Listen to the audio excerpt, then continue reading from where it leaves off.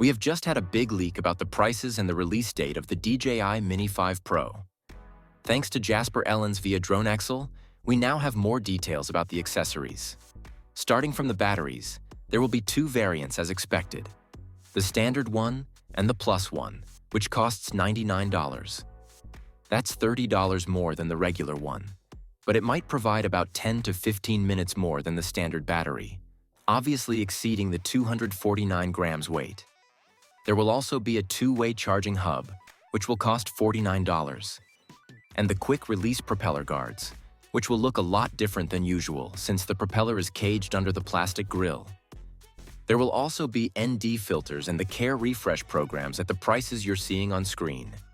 But the most interesting piece of information is the price and the release of the drone. According to Jasper Ellens, the expected price for the Fly More combo kit with the RC2 controller will be €1,300. And the expected release date is the 16th of September.